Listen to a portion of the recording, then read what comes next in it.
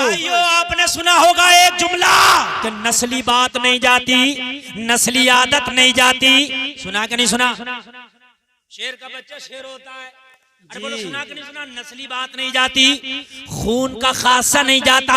कभी कभी 7 दादाओं की बात साथ में पोते में आ जाती है। हजरत इस्माइल को इसलिए प्यासा रखा कि इस्माइल प्यास की इब्तिदा यहाँ मक्का से हो रही है और इसकी इंतहा करबला में होनी है।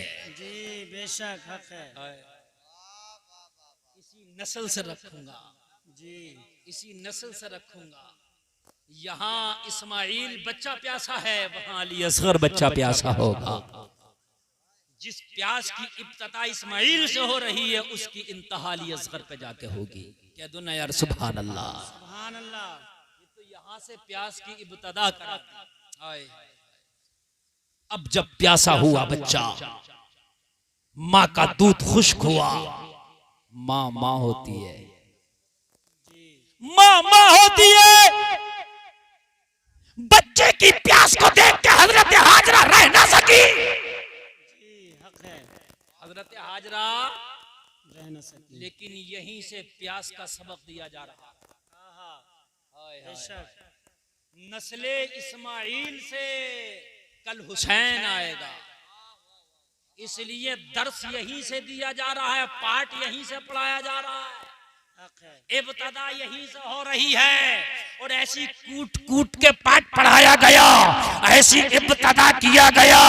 लोगों जरा कान खोल के सुनो, उधर करबला के रेगजार होंगे और इधर बेआबो गया चटियल मैदान है। अब जरा सुन लो, वहां खेमे में पानी नहीं होगा, यहाँ जमीन में पानी नहीं है। और आगे बढ़ो, माँ से रहा ना गया, हजरत हाजरा पानी की तलाश में निकली। वहां बाप हुसैन से रहा ना गया, पानी की तलाश में अली असगर को लेके हरमला के पास पहुंचे। वाह सुभान अल्लाह, सुभान अल्लाह। हक है, बहुत अच्छा पैगाम है। मैं आपको थोड़ी सी बात बताऊंगा, थोड़ा फर्क बताऊंगा। माँ भी पानी की तलाश में निकली, बाबा हुसैन भी निकले, मगर फर्क है, जरा सुन लेना।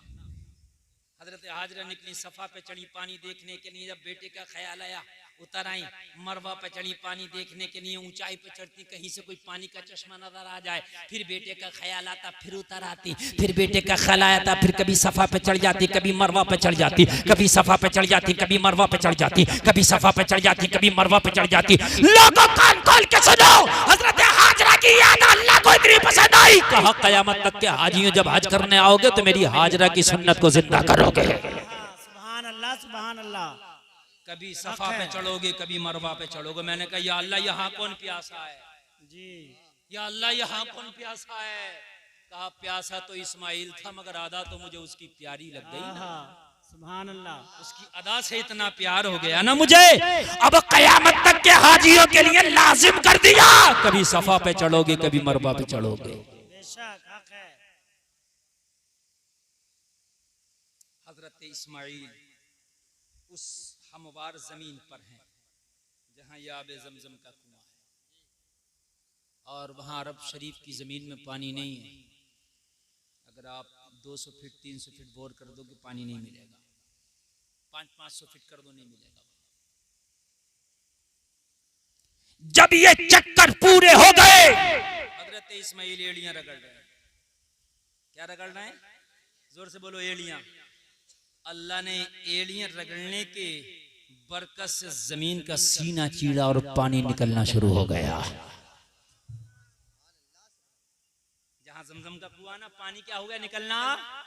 और जब पानी निकलना शुरू हुआ, जब पानी निकलना शुरू हुआ, हजरत हाजरा ने देखा बेटे की कदमों में पानी है, बेटे के कदमों में पानी है, बेटे के कदमों में पानी है, पानी निकल रहा, पानी बह रहा, पानी बह रहा। हजरत हाजरा खुशी खुशी आई और रेती की मेंढ बांधना शुरू कर दी और कहने लगी, सुरियानी जबान में जम जम जिसका माना होता थम थम। सुभान अल्लाह, सुभान अल्लाह, सुभान अल्लाह। सोचने लगी बह के कहीं ये जज्ब ना कर ले जमीन, पी ना ले जमीन, ये निकला है कहीं खत्म ना हो जाए। तो आप जैसे बच्चे मेंढी बांधते ना, ऐसे मेंढी बांध रही हैं, कहती जा रही हैं जम जम जम जम थम थम थम थम, रुक रुक रुक रुक, ठहर ठहर ठहर ठहर, स्टॉप स्टॉप स्टॉप। हजरत हाजरा कहती चली जा रही हैं, पानी वहीं रुक गया और गैब से आवाज आई, हाजरा परेशान ना हो, ये इस्माइल के एड़ियों से निकला हुआ पानी है। दुनिया का चश्मा सूखेगा, नदी नाला सूखेगा, बड़ा बड़ा बोर सूख जाएगा, मगर कयामत तक ये कुआं ना सूखेगा जो इस्माइल के कदमों की बरकत से निकला है। नारे तकबीर, नारे रिसालत, मुफ्ती गुलफाम रामपुरी, नारे तकबीर, सरजमीने शुजाअतगंज, जश्ने शादी। आज तक दुनिया में इतना पानी वाला कुआं कहीं नहीं पाया जाता जितना पानी वाला आज ये जमजम शरीफ का कुआं है, जो हजरत इस्माइल के कदमों के रगड़ने की वजह से निकला। 1 सेकंड में जमजम के कुएं से 800 लीटर पानी निकाला जाता है। 1 सेकंड 800 लीटर। अब जरा मुझे बताइए मिनट में कितना होगा, घंटे में कितना होगा, 24 घंटा में कितना होगा, और जब से अब तक कितना होगा। तुम्हारे बोर सूख जाते हैं, कुछ दिनों के बाद कुएं सूख जाते हैं, नदी नाले सूख जाते हैं, बोलो सूखते हैं कि नहीं सूखते जी। लेकिन आज तक वो कुएं का पानी खत्म नहीं हुआ है। ये है हजरत इस्माइल के कदम की बरकत। सुभान अल्लाह, सुभान अल्लाह। हम तो सोचते हैं ज़कात दे देंगे माल खत्म हो जाएगा, उशर निकाल देंगे गल्ला कम हो जाएगा। वो बेवकूफो, ये तुम्हारी बेवकूफी है। हजरत इस्माइल के कदमों से निकला हुआ पानी पूरी दुनिया ला रही है। बोलो ला रही है कि नहीं ला रही है? पूरी दुनिया ला रही है, आज तक खत्म नहीं हुआ। अल्लाह के खजानों में क्या कमी है किसी चीज की? हाय इतना पानी। और यही जब नस्लिन बादा नस्लिन, नस्लिन बादा नस्लिन, नस्लिन बादा नस्लिन, जब करबला शरीफ में आया और यही मंजर आया पानी बंद, तो फिर अली असगर को किसी ने जमीन पे नहीं लेटने दिया। अली असगर को किसी ने जमीन पे नहीं लेटने दिया। कभी झूले में है, कभी सकीना की गोद में है, कभी शहरबानों की गोद में है, कभी इमाम ज़ैनुल आबिदीन के सीने पर है, कभी इमाम हुसैन की गोद में है। क्यों? इसलिए कि कल दादा इस्माइल जब पानी की जरूरत थी, एलिया रगड़ा, आबे ज़मज़म का कुआं निकल आया।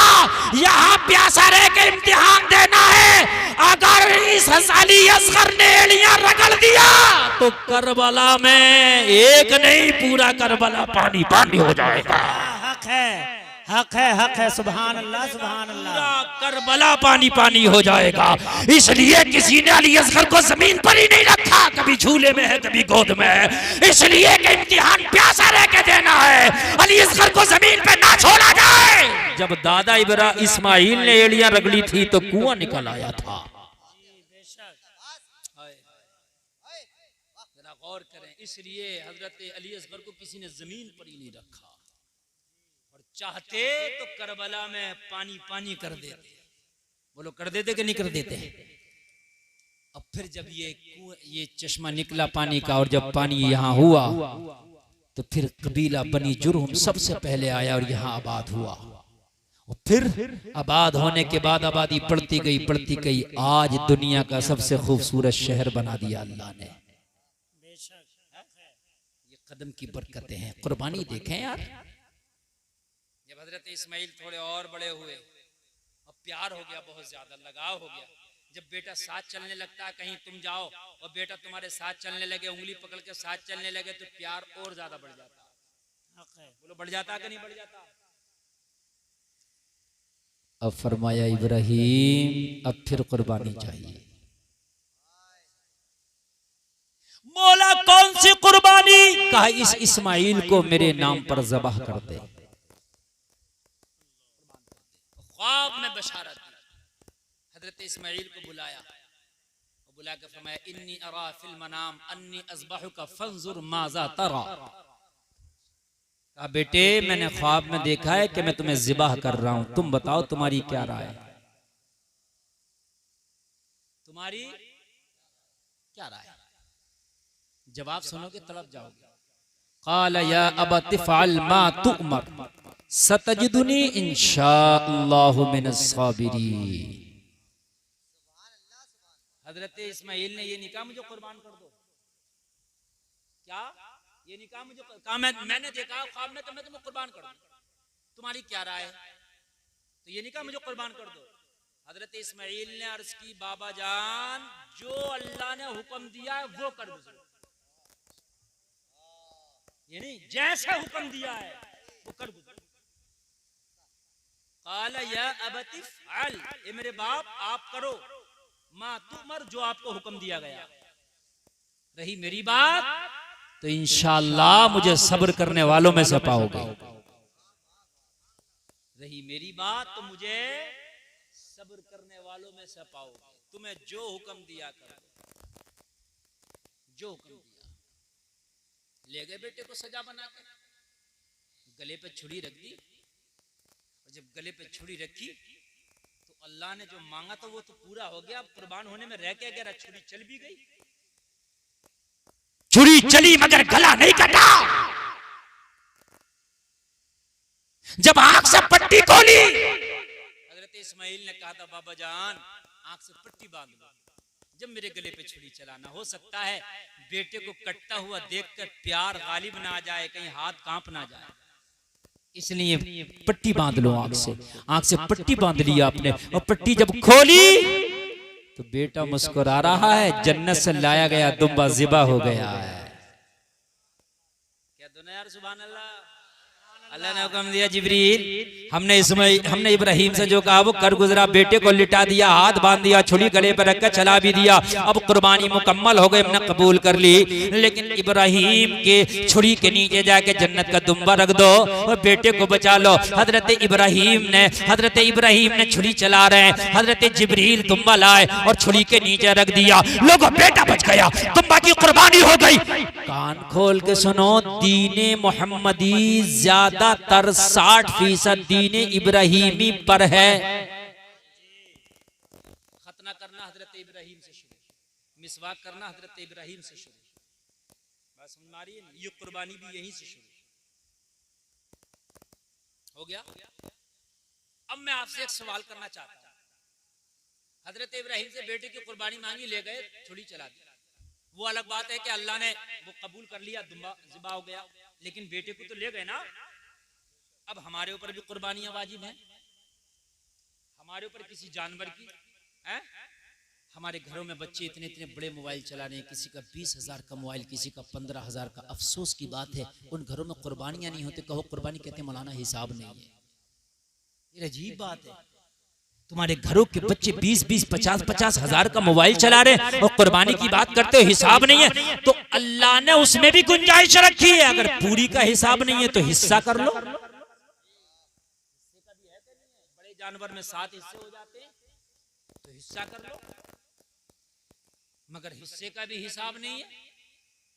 मोबाइल तो हिस्से वाला नहीं, मोबाइल तो एक एक पे 2-2 है, वो कीमती कीमती मोबाइल है। अफसोस की बात है कि हमें कुर्बानी करने के लिए हमारे पास पैसा नहीं है। और मेरे भाई, जबकि अल्लाह को तुम्हारी कुर्बानी का ना गोश्त चाहिए, अल्लाह को ना खून चाहिए, ना हड्डी चाहिए, ना खाल चाहिए, वो सब तुम्हारे काम में आता है, लेकिन अल्लाह को सिर्फ तुम्हारी नीयत चाहिए। क्या चाहिए? सिर्फ अल्लाह को तुम्हारी नीयत चाहिए। जोर से बोलो, क्या चाहिए? बोलिए, किसी की कुर्बानी का गोश्त जाता अल्लाह के? किसी का खून हड्डी कुछ खाल जाता? मुझे बताइए आप। सिर्फ नीयत जाती है। बोलो जाती है कि नहीं जाती है? नीयत। अब मैं चंद मसले बताऊंगा आपको कुर्बानी के हवाले से, और बड़ी प्यारी तकरीर चल रही है। अगर सफेद कुर्ते वाले उठ कर न जाए, इसमें उठ के आदमी जाता तकलीफ होती है। बहुत अच्छी बात चल रही है ना। और अल्लाह तुम्हारे हिस्से का आज दे रहा है यहाँ, और तुम उठ के जाओगे तो तुम्हारा जो हिस्से मिल रहा है उसे छोड़ के जा रहे हो। ये एक रात का मदरसा लगा, इस मदरसे को आप छोड़ कर न जाओ, तुम्हारी जिंदगियां बन जाएंगी। अगर अल्लाह ने इस काबिल किया है तो कुर्बानी करो, इसलिए कि तुम्हारे ऊपर कुर्बानी वाजिब रखी गई है। अच्छा, अगर बेटे की कुर्बानी हमसे भी मांग ली जाती तो हम क्या करते? हमें तो ऐसे ही लग रहा है कि मुश्किल से 200-400 किलोमीटर पे कोई काट कर देता तो कर देता, नहीं तो नहीं होती। कौन करता? मेरी बात गलत तो नहीं है ना? वो तो हजरत इब्राहिम से मांगी। कुर्बानी करने वाला भी नबी हो, जिसकी कुर्बानी मांगी जा रही है वो भी नबी। ना हम उसकी तरह हो सकते हैं कुर्बानी करने वाले की तरह, ना हमारा बेटा जो कुर्बान होने जा रहा है उसकी तरह हो सकता है। बात है कि नहीं? जानवर की कुर्बानी करने के लिए हम तैयार नहीं। कहते हैं हिसाब नहीं, हिसाब नहीं। ओ मेरे भाई, अगर अल्लाह ने आपको इस काबिल किया है तो कुर्बानी करो। अब एक मसला यहाँ पर आपको बताता हुआ गुजरू, कुछ लोग ऐसे हैं कि वो जिंदगी में इंतकाल कर गए, कुर्बानी नहीं कर पाए, और वो इंतकाल कर गए, ऐसा हो जाता है। अब उनकी औलादों को अल्लाह ने अकल दी, उनकी औलादों को अल्लाह ने सूझ दी, समझ दी, फहम दी, और वो सोचते हैं कि हमारा बाप कुर्बानी नहीं किया था, चला गया, अब क्या अपने मरे हुए, अपने इंतकाल शुदा बाप के नाम से कुर्बानी कर दें तो क्या कुर्बानी हो सकती है कि नहीं हो सकती है? बात है कि नहीं समझने की? बहुत लोग परेशान रहते हैं कि यार क्या करें, दादा के नाम से कुर्बानी कर दें, बाप के नाम से कुर्बानी कर दें, और जो है माँ के नाम से कुर्बानी कर दें। ऐसा होता है अक्सर। हाँ, तो क्या कर सकते हैं कि नहीं कर सकते हैं? क्या शक्ल है इसकी, क्या तरीका है इसका? तो लोगों सुनो, अगर तुम्हारा बाबा इंतकाल कर गया, माँ इंतकाल कर गई, दादा इंतकाल कर गए, तुम चाहते हो अपने मरहूमीन के नाम से कुर्बानी करना, तो क्या वो कुर्बानी किस तरीके से की जाए, उसका तरीका क्या है और कैसे होगी? तो सुने, मरने वाला जो इंतकाल किया, अपनी जिंदगी में अगर उसने कभी कुर्बानी नहीं की थी, या नहीं की थी, दोनों बातें हो सकती हैं, की भी होगी या नहीं की होगी, तो अब क्या कर सकते हैं? तो सुनिए, अगर आपका बाप माँ दादा इंतकाल कर गए और वो कुर्बानी कर भी दिए थे अपनी जिंदगी में, फिर भी आप उनके नाम से करना चाहते हैं, तो उनके नाम से कुर्बानी अगर करना चाहते हैं तो कर सकते हैं, लेकिन उनके नाम से करना वाजिब नहीं है। उनके नाम से जो कुर्बानी होगी वो सिर्फ इसाले सवाब की नियत से होगी, वो वाजिब नहीं है उनकी। उन्होंने अगर अपनी जिंदगी में कभी एक बार भी नहीं की थी, तब अपना मरने के बाद जवाब उन्हें देना है। अब तुम ये चाहो कि हमारे अब्बा ने नहीं की थी, हम उनके नाम से करते तो उनका वाजिब अदा हो गया, नहीं, वो इसाले सवाब तो हो सकता है, इसलिए कि नमाज भी उसके वक्त में फर्ज है, और जब कुर्बानी आपने की तो जिस साल आप पे वाजिब थी वो उसी साल आप पर वाजिब है। वो साल गुजर गया, आप इंतकाल कर गए तो वो वक्त गुजर गया। अब अगर आप करेंगे तो इसाले सवाब के लिए तो हो सकता है, मगर वो अदा नहीं होगा जो उसके ऊपर वाजिब थी। बात समझ में आ रही है कि नहीं आ रही है आप? हाँ। तो अगर आप मरहूमीन की जानिब से करना चाहें तो उन्होंने अपनी जिंदगी में की है या नहीं की है, कुर्बानी आप कर सकते हैं, लेकिन वो इसाले सवाब होगा। लेकिन बहुत से लोग ऐसा करते हैं कि इस साल हमने अपने दादा के नाम से कुर्बानी की, बाप के नाम से जो इंतकाल कर गए, अगर मरे हुए के नाम से कुर्बानी करेंगे तो वो तो करेंगे ही, लेकिन जो जिंदा है घर में उसके नाम से पहले कुर्बानी होगी। दो कुर्बानियां, इसलिए कि जो जिंदा है उस पर तो अभी वाजिब है। बात है कि नहीं है? ये तो ऐसी हो रहा है कि पिछला उधार दे रहे हो, अगला उधार ले रहे हो। अरे भाई, उनका तो तुम पूरा करो, तेरे ऊपर जो है उसको कौन करेगा? तो फिर दो कुर्बानियां करना पड़ेंगी, एक अपने नाम से और एक इंतकाल जो कर गया उनके नाम से। बात समझ में आई कि नहीं आई? अच्छा, कुर्बानी घर में किसके नाम से हो? घर में तो कई जने हैं घर में, किसके नाम से हो?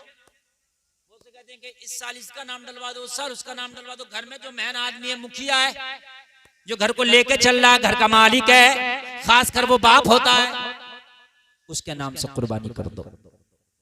और अगर कोई बेटा अलग है, उसका कारोबार अलग, कमाना धमाना अलग, तो वो अपनी कुर्बानी अलग करेगा। बात समझ में आ रही है कि नहीं आ रही है? अगर सब एक जगह है तब तो ठीक है, और अगर अलग अलग है तो वो अपनी कुर्बानी क्या करेगा? अलग करेगा, इसलिए कि उसको अलग वाजिब हो गई कुर्बानी। बहुत से लोग कुर्बानी में हिस्सा कर लेते हैं तो वो कहते हैं हमारे 5 हिस्से हो गए, 7 हिस्से करेंगे तब कुर्बानी होगी पूरी। बहुत से लोग ये करते हैं भाई मेरे 5 हो गए, अब मैं 2 और करूंगा तो पूरे 7 हिस्से हो जाएंगे तो 1 हो जाएगा। ऐसा भी होता है बहुत से लोगों के जहन में। तो अगर आपने इस साल एक हिस्सा कुर्बानी का किया तो हिस्से में ही आपकी कुर्बानी मुकम्मल हो गई। इस साल की कुर्बानी इसी साल पूरी हो गई। बात समझ में आ रही है कि नहीं आ रही है? अच्छा ये बातें बताऊं कि नहीं बताऊं आपको, ये बताइए अच्छी लग रही है कि नहीं लग रही है? इसलिए बता रहा मेरे भाई, कुर्बानी सर पर है, लोगों को पता तक नहीं होता, बड़े परेशान रहते हैं। सही बता रहा हूं मैं कि नहीं बता रहा हूं? हालांकि शादी की महफिल में शादी पे तकरीर बहुत लंबी चौड़ी कर सकता हूं, लेकिन इस शादी के हवाले से आपको ये इतने अच्छे मसले मालूम हो रहे, इतनी अच्छी बातें पता चल रही हैं। अगर आपने एक हिस्सा कर दिया तब भी पूरी कुर्बानी मानी जाएगी, पूरी कुर्बानी कर दी तब भी पूरी मानी जाएगी। अगले साल को अगर हिसाब है, आप फिर मालिक के निसाब है तो फिर कुर्बानी अलग से करेंगे, नहीं है तो कोई बात ही नहीं। बात समझ में आ गई कि नहीं आ गई? इतनी आगे बढ़े। देखो ये बच्चे जो उठ रहे हैं, ये पता नहीं क्यों उठ रहे हैं, ये बच्चे, इनको समझ में नहीं आ रही होगी ना बात।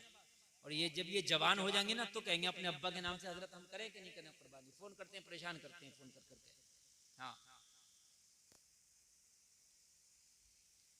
एक मसला और सुन लीजिए इसमें। आज मैं बड़ी प्यारी आपको बात बता रहा हूं, बहुत प्यारी। कुर्बानी के हवाले से सुने। बहुत सी बातें ऐसी हैं कि बहुत से लोग कुर्बानी खराब कर लेते हैं अपनी। कुर्बानी जब करते हैं तो जब नाम से जिसके होती है तो तरीका क्या है उसका? क्या तरीका है उसका? अच्छा कितने हिस्से हो सकते हैं? बड़े में 7। कितने? क्या 6 भी हो सकते हैं? तो हो सकते हैं। 4 भी हो सकते हैं, 2 भी हो सकते हैं, 3 भी, यानी 7 तक जितने चाहो हो सकते हैं। समझ में बात आई कि नहीं आई? लेकिन हिस्से सबके बराबर होंगे। अगर 5-5 हजार पड़ रहा तो 5-5 हजार ही पड़ेगा। ये नहीं कि किसी से ज्यादा ले लिया, किसी से अगर कम और ज्यादा कर लिया तो किसी की भी कुर्बानी कबूल नहीं होगी। एक मसला और सुनने बड़ा है। बहुत से लोग कहते हैं कि भाई कुर्बानी होगी तो पाए मैं लूंगा। कहते हैं कि नहीं कहते हैं? और इस पर झगड़े हो जाते हैं। अगर ऐसा कर लिया कि किसी एक को पाया दे दिया आपने तो कुर्बानी समझ लीजिए नहीं होगी। अगर आपने उसको पाया देना है तो या तो सबको बराबर बांट के दो गोश्त, और अगर वो पाए का ख्वाहिशमंद है तो उसके बदले में गोश्त वो कम लेगा। उससे कहते हैं ना कि मैंने पाला भाई, मेरे घर पे इन्हें 4-5 दिन चारा खाया, अब पाए मुझे दे दियो। 4-5 होते हैं ना लोग हिस्सेदार, तो कहते चलो भाई पाए नहीं दे दो। बात समझ रहे नहीं? बात समझे हतने की नहीं बात समझे। पाए लेके आदमी चला जाता है ना, या तो सबको बराबर बांटे, और अगर वो पाए का ख्वाहिशमंद है तो उसके बदले में गोश्त कम किया जाएगा उसका। बात समझ में आ रही है कि नहीं आ रही है? हिस्से बराबर जब पैसे के हैं तो गोश्त का भी हिस्सा बराबर। अच्छा अब जब गोश्त का हिस्सा बराबर हो गया तो अब इसका क्या करें? इसका क्या करें? तो आप सोच रहे हो कि फ्रिज में ले जाकर रख दो, है ना? तो मैं आपको बताऊं, देखिए मसला ये है, अगर आप कुर्बानी का गोश्त मुकम्मल भी इस्तेमाल करना चाहें तो जायज है, कर सकते हैं। अगर आपका खर्चा इतना है, आप चाहे मुकम्मल मुझे इस्तेमाल करना, कर सकते हैं। लेकिन जितना गरीबों में बट जाए उतना बेहतर है। तेरी वजह से किसी गरीब को मिल जाएगा।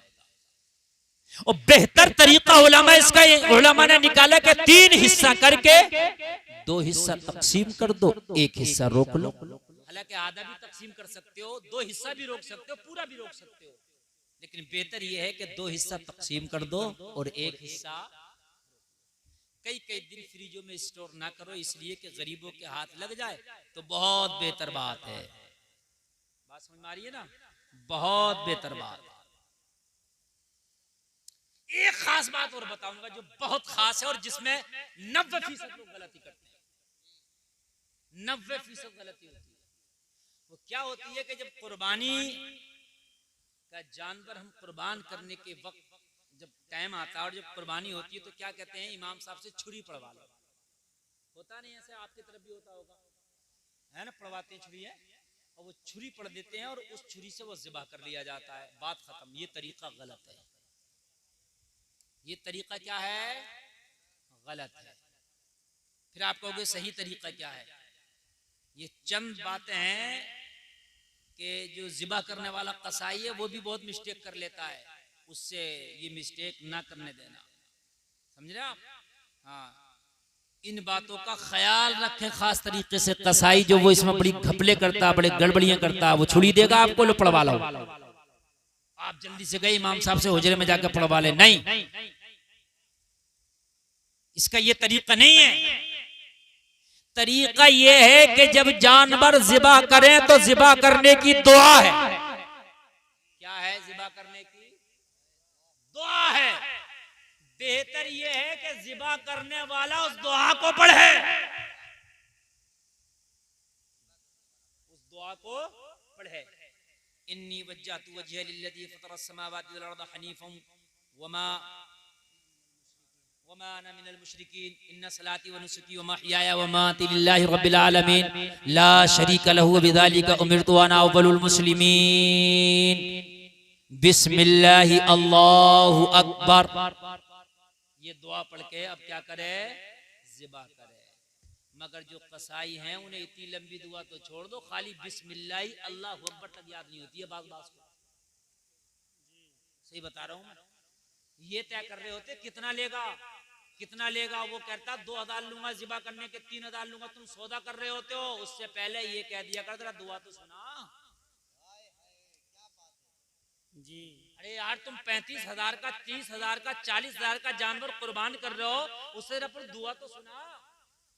दुआ याद नहीं होगी तो कम से कम बिस्मिल्लाहि अल्लाहु अकबर ही ठीक याद होना चाहिए। बात है कि नहीं? बिस्मिल्लाहि अल्लाहु अकबर ही ठीक से होना चाहिए। और नहीं तो फिर क्या करें? आप खुद भी आप कर सकते हैं ज़िबा। और ये जरूरी नहीं है कि आपके नाम से हो रहा तो आपने हाथ लगाना ही जरूरी है, हाथ लगाना जरूरी नहीं है, इसलिए कि इन्नमल अमालु बिन्नियात।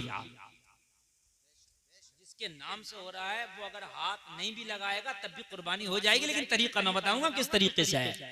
ऐसे नहीं कि पहले छुरी पड़वा ली। छुरी का पढ़ने का तो कोई मसला ही नहीं है भाई, ये छुरी क्यों पड़वाई जा रही है? छुरी का क्या मैटर है? छुरी का कोई मतलब ही नहीं पढ़ने का। वो दुआ पढ़ी जाएगी तो कुर्बानी करने से पहले, ज़िबा करने से पहले पढ़ने वाला वहां खड़े होकर पढ़ ले। छुरी पे क्यों पड़ी जाती है? छुरी पे पढ़ के फिर फूंकते हैं, अरे भाई इसका क्या मकसद है? हाँ, उसका कोई मकसद नहीं है भाई पढ़ के फूंकने का, छुरी से तो कोई मैटर ही नहीं है। वो दुआ है कुर्बानी की, तो कुर्बानी करने से पहले पढ़ी जाए ना कि छुरी पे पढ़ी जाए। अब वो दुआ पढ़ के आप जानवर को ज़िबा करो, और जब ज़िबा हो जाए जानवर, उसकी जान निकल जाए तो फिर क्या करे? फिर चाहे इमाम साहब हो या हाफिज साहब हो या कुर्बानी करने वाले को इतना सलीका वो हो, अब वो ये दुआ पढ़ेगा जिस जिसके नाम से कुर्बानी हो रही है, अब उनका नाम लिया जाएगा। इसलिए कि कुर्बानी अभी की नहीं और पहले दुआ पढ़वा दी कि अल्लाह मेरी कुर्बानी को कबूल फरमा, तो कबूल कहां से फरमा? अभी तो हुई नहीं कुर्बानी। बात समझ रहे कि नहीं समझ रहे? रोजा इफ्तारने की जो दुआ है, अल्लाहुम्मा इन्नी लका सुमतु व बिका आमनतु, ये रोजा इफ्तारने से पहले नहीं है, रोजा इफ्तारने के बाद पढ़ी जाएगी ये दुआ। तू कह रहा है कि या अल्लाह व अला रिज़्क़ि का अफ्तरतु, है इसमें दुआ में ये, या अल्लाह मैंने तेरे रिज़्क़ से इफ्तार किया। अभी कहां किया? अभी खाया है नहीं, तू कह रहा मैंने इफ्तार किया, कहां किया अभी? है भाई, बात है कि नहीं है? और जब इफ्तार कर लिया अब बात सच हुई कि या अल्लाह मैंने तेरे रिज़्क़ से इफ्तार किया, फतक़ब्बल मिन्नी, तो मेरे रोजे को तू कबूल फरमा ले। ऐसे ही ये कुर्बानी की दुआ है। तकरीर अच्छी लग रही है कि नहीं लग रही है? सरों को ऊपर से तो नहीं जा रही? नुकसान मेरा हो रहा है इस तकरीर में, मैं चौके छक्के मारूंगा इनाम बहुत आएगा, लेकिन मैं इनाम नहीं देख रहा हूं, मैं आपको इनाम दूंगा।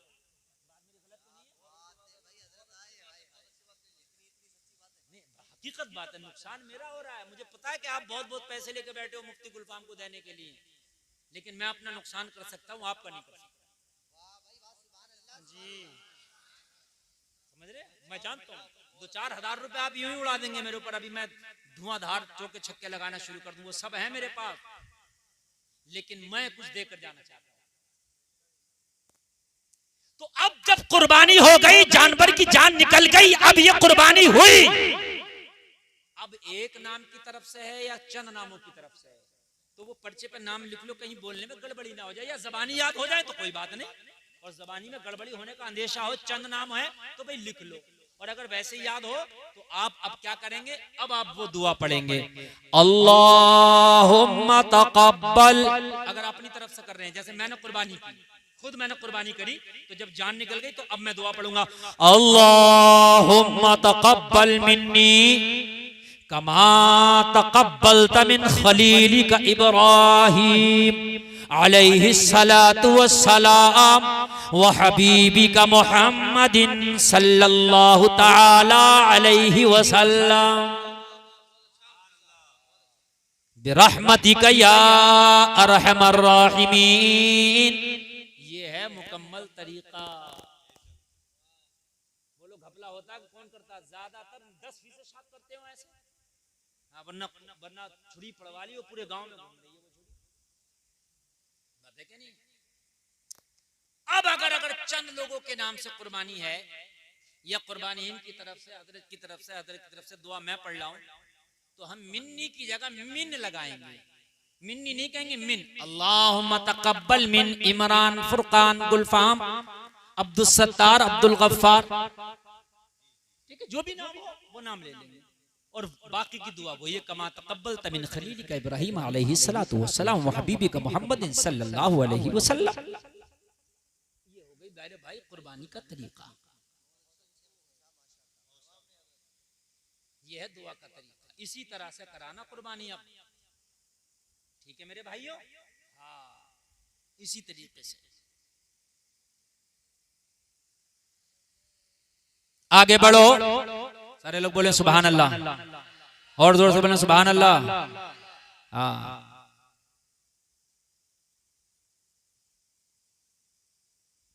हिस्से वाले अगर हैं कुर्बानी में, तो क्या सबका मौजूद रहना जरूरी है? तो ऐसा नहीं है, अगर मौजूद कोई नहीं भी है, उसका नाम लिया गया, जिसके नाम से कुर्बानी हो रही है, तब भी उसकी कुर्बानी हो जाएगी, तब भी उसके नाम से कुर्बानी, मगर हिस्सा उसका बराबर पहुंचना चाहिए।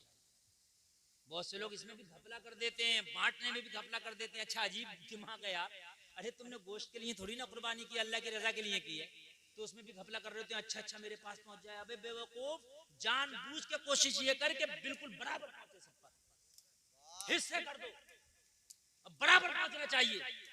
आदमी सोच रहा होता अच्छा आ जाए, अरे बेवकूफ, अच्छा आ जाए बर्बाद हो जाएगा, अगर इसके दिल को तकलीफ हो गई तो। बात समझ में आ रही है कि नहीं आ रही? हाँ। और बहुत से लोग ऐसे करते थे कि कसाई को खाल दे दिया करते थे कि लोग कटाई में खाल ले जाओ, नहीं, वो खाल किसी मदरसे को, अब तो मदरसों का मामला ही खत्म हो गया खालों का। तो अब क्या करना चाहिए? तो अब ये करना चाहिए, जब 35,000 का जानवर आप कुर्बान कर रहे हो, अगर खाल तुम्हारी नहीं बिक रही है, अगर 2,000 की खाल है, तो 2,000 रुपए और इकट्ठे करके 2,000 फिर किसी मदरसे को भी दो आप अपने। मदरसों का बहुत नुकसान हुआ, बहुत नुकसान हुआ, वरना ईद कुर्बान के मौके पर मदरसों के पूरे साल के खर्चे इकट्ठे हो जाते थे जी। अगर 2,000 ना दे सको तो 1,000 दे दो, पढ़ाने वालों की तनख्वाहें निकल जाती हैं, बच्चों का काम चलता, मदरसे आगे बढ़ते हैं, बात है कि नहीं? हाँ। वो आप इतने मदद कर दो। अरे यार, अगर चंद लोग कर भी रहे हो तो क्या परेशानी, अगर कर भी दोगे 200 रुपए डाल के 1,000 रुपए हो गया, 5 लोगों ने डाल दिया, मदरसे के बच्चों का काम चल जाएगा। बोलो भाइयों, नहीं चल जाएगा? हाँ, मैं आगे चंद मसले आपको बता रहा हूँ, और उसके बाद मैं आगे बढ़ूंगा इंशाल्लाह। हाँ, ये जरूरी नहीं है जो सारे लोग छुरी पे हाथ रखते हैं कि भाई हाथ ही रखेंगे, ऐसा जरूरी नहीं है, इसलिए कि इन्नमल अमालु बिन्नियत, नियत ये है कि उसकी जानिब से हो रही है कुर्बानी, उसका नाम ले दिया जाएगा। और अच्छा, अगर नाम ना लिया जाए, एक मसला ये भी मैं आपको बता दूं, मान लो नाम नहीं लिया गया, तो कुर्बानी तब भी हो जाएगी, इसलिए कि नियत के ऊपर है, अल्लाह जानता है ये किस किस की जानिब से कुर्बानी हो रही है। मगर वो छुरी पढ़ने का जो तरीका है ना, मैंने वो बताया कि तरीका दुआ पढ़ने का वो नहीं है, तरीका ये है कि बाद में दुआ पढ़ी जाए। आ रही है कि नहीं आ रही है? हालांकि दुआ में नाम ना लिया गया तब भी कुर्बानी हो जाएगी। अच्छा, कुर्बानी किस पर वाजिब है? तो जो मालिक निसाब है उस पर कुर्बानी वाजिब है, यानी 7.5 तोला सोना या 52.5 तोला चांदी या उनकी बराबर रकम या कोई माल तिजारत अगर रखता है तो इसके ऊपर कुर्बानी वाजिब है। समझ में बात आ रही है कि नहीं आ रही? अब 7.5 तोला सोना तो नहीं है, किसी के पास 2 तोला सोना है, 5 तोला चांदी है, तो अब क्या करे? बात है कि नहीं? ज्यादातर तो ऐसे ही है कि भाई 2-4 तोले सोना है और फिर चांदी है कुछ, ना 7.5 तोला सोना है और ना 52.5 तोला चांदी है, तो अब क्या करें? तो अगर सोना 7.5 तोला से कम है और चांदी भी 7.5 तोला से कम है तो दोनों को मिलाओ और दोनों को मिला के देखो इसकी कीमत कितनी हो गई। इसकी कीमत अगर इतनी हो गई कि जिससे 52.5 तोला चांदी खरीदी जा सके तब भी कुर्बानी वाजिब हो गई। दोनों मिलाकर के अगर 52.5 तोला चांदी को पहुंच रहा है, इस हिसाब से बहुत कम लोग बचेंगे कुर्बानी करने से, ज्यादातर लोगों को कुर्बानी हो जाएगी। कोई औरत अगर अपना माल, उसका जेवर है, उस पर उसका कब्जा है और वो खुद उसकी मालकिन है और वही कह रही है मेरा, मैं किसी को नहीं दूंगी ये, और है वाकई में उसी का वो, तो फिर वो अपनी कुर्बानी उस माल पर अलग से करेगी। क्योंकि वो माल हो गया ना, और वो माल की अलग से मालिक। 10 तोला सोना है किसी पे, अच्छा हमारे पास सोना तो है, चांदी भी है, लेकिन पैसा नहीं है, अब क्या करें? कुर्बानी कैसे करें? जानवर 35,000 का मिल रहा है, तो फिर या तो सोना बेचो, चांदी बेचो, बेच के लाओ, या फिर कर्जा लेके लाओ।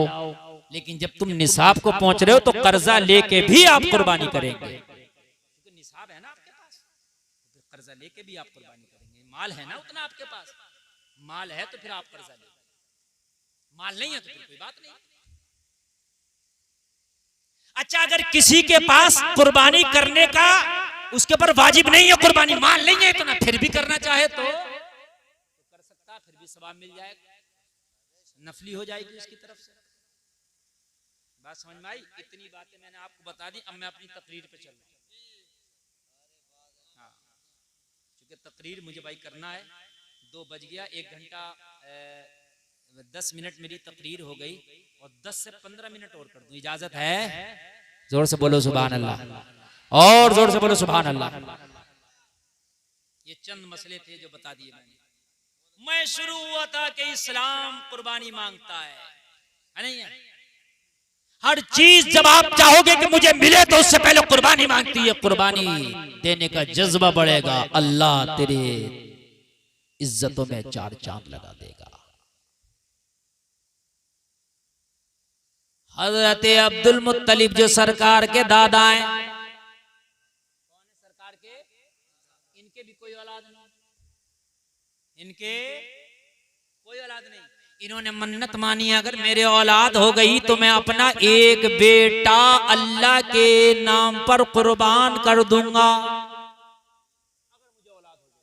इन्होंने मन्नत मानी तो अल्लाह ने इन्हें 10 बेटे दिए।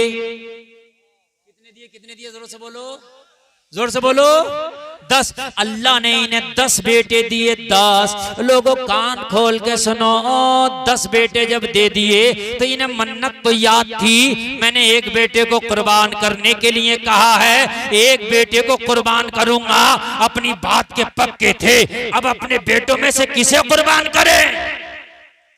सबसे खूबसूरत इनके बेटों में हजरत अब्दुल्ला थे जो सरकार के वालिद हैं।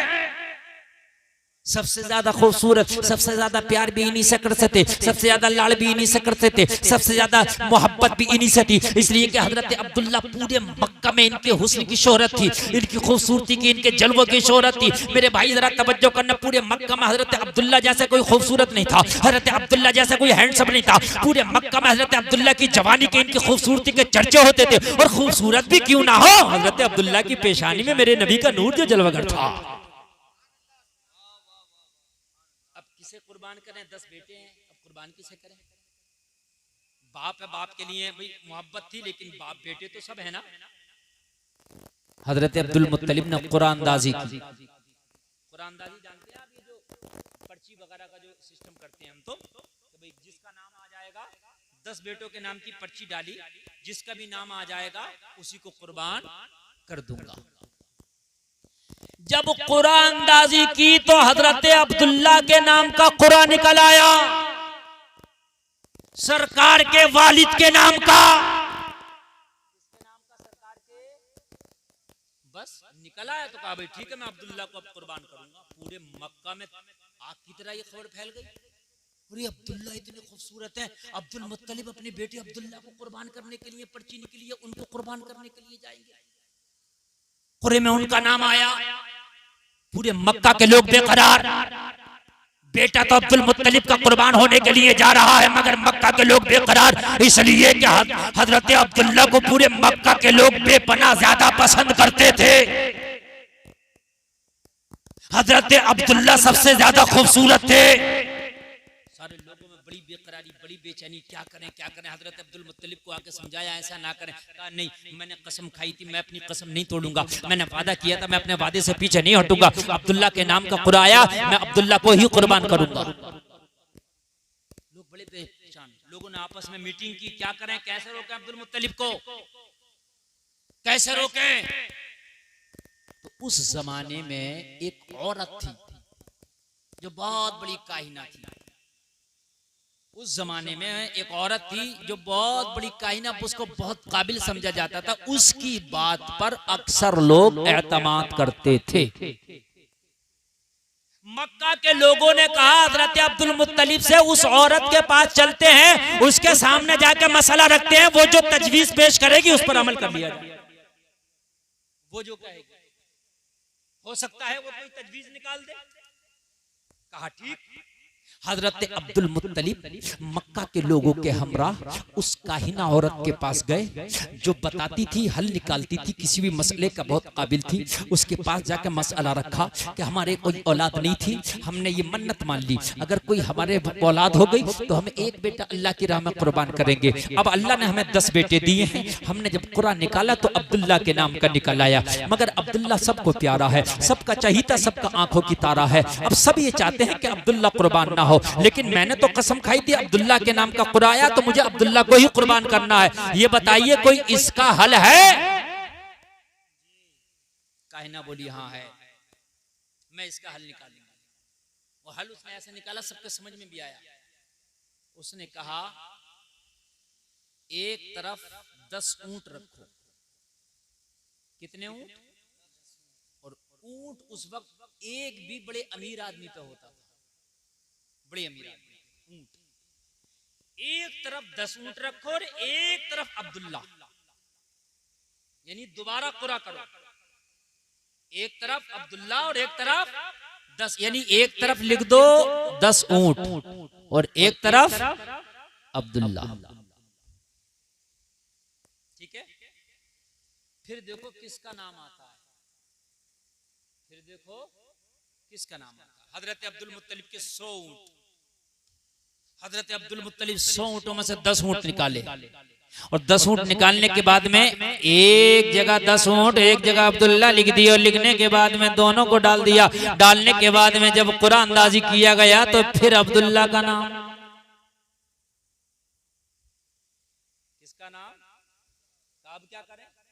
कहा एक काम करो 10 ऊंट और बढ़ा दो, एक तरफ 20 ऊंट और एक तरफ अब्दुल्ला। फिर डाला गया, फिर कुरान अंदाजी की गई, जब निकाला गया फिर अब्दुल्ला। कहा अब क्या करें? कहा 10 ऊंट फिर बढ़ा दो, 30 ऊंट हो गए, फिर डाला गया, फिर कुरानदाजी की गई, निकाला गया, फिर अब्दुल्ला। गौर करें, जरा गौर करें, फिर अब्दुल्ला। हर बार में 10 ऊंट बढ़ाते जाते, हर बार में 10 ऊंट बढ़ाते जाते, हर बार में 10 ऊंट बढ़ाते जाते, 10वीं मर्तबा का नंबर आ गया। एक तरफ 100 ऊंट, एक तरफ अब्दुल्ला। अब जब कुरानदाजी की गई तो 10वीं मर्तबा 100 ऊंट निकला। कितना? तो हजरत अब्दुल्ला के बदले हजरत अब्दुल मुत्तलिब ने 100 ऊंट कुर्बान किए। मेरे सरकार की कीमत आपको समझ में आती है? 100 ऊंट कुर्बान किए, हजरत अब्दुल्ला को बचाया। कह दो ना सुभान अल्लाह। अब अब्दुल्ला की शोहरत थी और हजरत आमना बड़ी शरीफ खातून थी। कह दो ना सुभान अल्लाह, और जोर से बोलो सुभान अल्लाह। हजरत आमना बड़ी शरीफ खातून थी, बड़ी शरीफ खातून थी। लोगों, हजरत आमिना के वालिद अपनी बीवी हजरत आमिना की अम्मी से कहने लगे, ओ आमिना की अम्मी, आमिना बड़ी शरीफ बच्ची है, इसका जवाब नहीं है, मुझे एक लड़का पसंद आता है आमिना के लिए। कहा कौन है? कहा अब्दुल मुत्तलिब का बेटा अब्दुल्ला है, वो मुझे इसकी शायाने शान नजर आता है। सुभान अल्लाह। इधर आमना की शराफत लाजवाब है, उधर अब्दुल्ला की शराफत लाजवाब है। यार बोलो ना सुभान अल्लाह। सुभान अल्लाह, सुभान अल्लाह, और जोर से बोलो सुभान अल्लाह। इधर अब्दुल्ला की शराफत लाजवाब है, उधर हजरत आमिना की शराफत लाजवाब है। अगर आप कहो तो रिश्ता लेके पहुंचे लोगों, हजरत आमिना की माँ को भी हजरत अब्दुल्ला पसंद थे। हाँ हाँ, अब्दुल्ला की मैंने भी शोहरत सुनी है, अब्दुल्ला का मैंने भी नाम सुना है। अब्दुल मुत्तलिब का बेटा अब्दुल्ला लाजवाब है। अगर हमारी बेटी का कोई शोहर होना चाहिए तो अब्दुल्ला होना चाहिए, अब्दुल्ला होना चाहिए। बात हो गई, और बात होने के बाद में हजरत अब्दुल्ला की शादी हजरत आमिना से हो गई। कह दो ना सुभान अल्लाह, और जोर से बोलो सुभान अल्लाह। हजरत अब्दुल्ला की शादी हजरत आमिना से हो गई। और लोगों, बस अब 1 मिनट और तकरीर खत्म मैं कर रहा हूँ। हजरत आमिना से शादी हो गई। हजरत आमिना से जैसी शादी हुई, हजरत आमिना का बयान है, ये अमानत जैसे ही हजरत अब्दुल्ला की पेशानी से मुंतकिल होकर मेरे शिकम मुबारक में आई। कौन? मेरे नबी के नूर की अमानत जब हजरत आमिना के शिकम में आई तो लोगों, हजरत आमिना का घर रातों रात जगमगाने लगा। लोगों जरा गौर करो, हजरत आमिना के पड़ोस की औरतें आई, आके कहने लगी, आमिना क्या बात, तुम्हारे घर में तेल ज्यादा है क्या? पूरी पूरी रात चिराग जलाती हो, तुम्हारे घर में पूरी पूरी रात चिराग बुझता नहीं। हजरत आमिना ने कहा, जब से मैं उम्मीद से हुई हूँ मैंने तो अपने घर में चिराग जलाया ही नहीं है। ये जो मेरे पेट में अमानत आई है, ये इसकी बरकतें हैं कि मेरे घर को अल्लाह ने नूर से मामूर कर दिया। तकबीर, नारे रिसालत, मसलके आला हजरत, जश्ने शादी, सरजमीने शुजाअतगंज, मुफ्ती गुलफाम रामपुरी। भाइयों, बहुत कामयाब जलसा आपका, और बहुत अच्छी आपने तकरीर सुनी। 2-4 मिनट शादी के हवाले से फरमाइश हो रही है, अगर इजाजत हो तो बोल दूं मैं। इजाजत है ना? तो बस थोड़ी देर जरा बस सुन लें, और मेरी तकरीर बस खत्म हो गई, समझ लीजिए बिल्कुल मुकम्मल हो गई, बिल्कुल मुकम्मल। मगर बस 2-4 बातें मैं आपको शादी के हवाले से बताऊं, और मेरे भाइयों तकरीर अपनी खत्म करूं। मेरे भाई, शादी इसका माना ही खुशी होता है, इसका माना ही खुशी होता है। शादी का जब मौका आया करे तो कान खोल कर सुनो नौजवानों, जब तुम्हारे घरों में शादियों की तैयारियां हुआ करें तो अपनी शादियों में कोई भी इस तरीके का काम, इस तरीके की खुराफात ना किया करो कि जिससे अल्लाह उसका रसूल नाराज हो जाए। शैतान तुम्हें तरह तरह के प्रोपेगेंडे बताएगा, डीजा लगा लेना, डांस करा लेना, आतिशबाजी करा लेना, ये करा लेना, वो करा लेना। ओ मेरे भाई, अगर तुम्हारे दिलों में वसवसे आए तो अपने वसवसों से कह देना, ये शादी जिंदगी की शुरुआत है, मदीने वाले मुस्तफा की सुन्नत है, शादी करना सुन्नत है। इस सुन्नत को अदा शैतान की मर्जी से नहीं करूंगा, मदीने वाले आका की मर्जी से करूंगा। मैं नहीं करूंगा। अगर तुम्हारे दोस्त कहें कहें कि डीजे बजा लेना, शादी में नाच करा लेना, तो कहना शादी मेरी है, बर्बादी मेरी होगी। भाई शादी मेरी है, बर्बादी मेरी होगी। मेरे भाई, जिनकी शादियों में नाच गाने होते हैं, उनकी औलादें भी नचकनियां पैदा होती हैं। हाँ, कान खोल के सुन ले आप। शादियों में देखो शरीफ बच्चे देखो, लड़का हो उसे शरीफ देखो, लड़की हो उसे शरीफ। अगर शरीफ बच्चे तुम्हारे घरों में शादियां करके आएंगे, शरीफ बच्चों की ये बरकतें होंगी कि आने वाली नस्लें भी तुम्हारी शराफत का लिबादा ओढ़ के दुनिया में आएंगी। कोई कभी खुराफात ना करना शादी में, हरगिज हरगिज ना करना, इसलिए कि खुराफात करने से तुम्हारी शादी की बरकतें रूठ जाती हैं, तुम्हारी शादी बेबरकती हो जाती है, तुम्हारे घर में तबाही आ जाती है, लोगों तुम्हारे घर में परेशानी आ जाती हैं, तुम तकलीफों का शिकार हो जाते हो। हरगिज हरगिज ना करना। अपनी शादियों में लोगों कान खोल के सुनो, वो काम करो जिससे अल्लाह उसका रसूल राजी हो जाए। जो शादी हो रही है, दुआ करते हैं अल्लाह इस शादी को खाना आबादी बना दे और आने वाली परेशानियों को मेरा मौला गैब से दूर फरमा दे। इस्लाम जिंदाबाद। कलमा शरीफ पढ़ें, ला इलाहा इल्लल्लाह मुहम्मदुर रसूलुल्लाह व मा अलैना इल्लल बलाग।